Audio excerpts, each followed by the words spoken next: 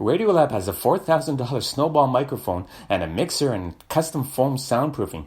I've got a tin can and a string for my microphone and egg cartons stapled to the wall for my soundproofing. And they aren't even grade A eggs. They're grade D because my school district doesn't allow Fs. I'm so nervous for today's show. I'm sweating bricks. Huh? Wait, am I being hot mic'd? Oh, shiitake mushrooms. Hi everyone, it's Dr. C. Didn't know the microphone was on, was just rambling to myself. Welcome to All This Science, the science podcast that explains one science concept in 5 minutes or your money back. Today, fittingly enough, we talk about sweat. I hate when people say don't sweat the small stuff. That's how I operate. I sweat the small stuff to avoid thinking about the big stuff. I bet some of you have that life strategy too. If so, share your strategies. Email me, allthisscience@gmail.com, or tweet allthisscience. So what is sweat? Sweat is an aqueous solution. That means that the solvent is water. The solvent is the largest component in a solution. It does the dissolving.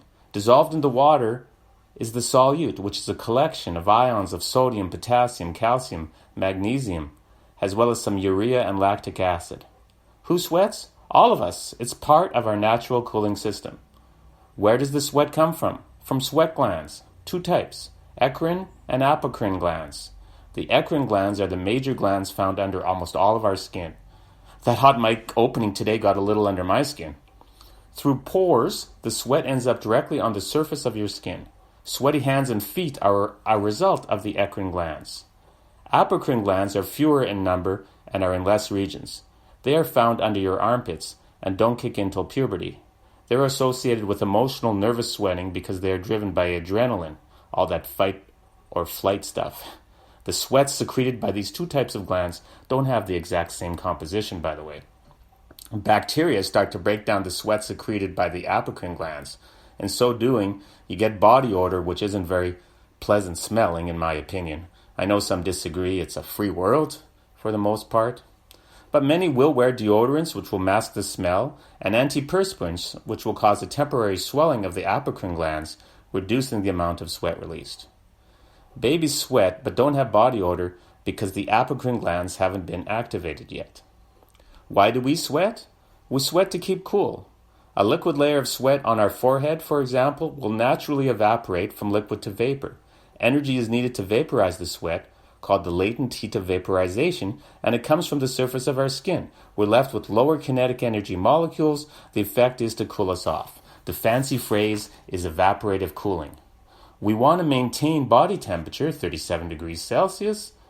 Thermoregulation and homeostasis are other fancy names that can be used in a more detailed discussion of this. The hypothalamus is the portion of the brain responsible for all the regulation. It is nature's thermostat. I've given up touching the thermostat at home. My better half controls the thermostat. Sometimes in the middle of the night, I just try to change it by 0.1 degrees Celsius. I'll sneak down. Nah, she knows. What causes us to sweat more than our baseline amount?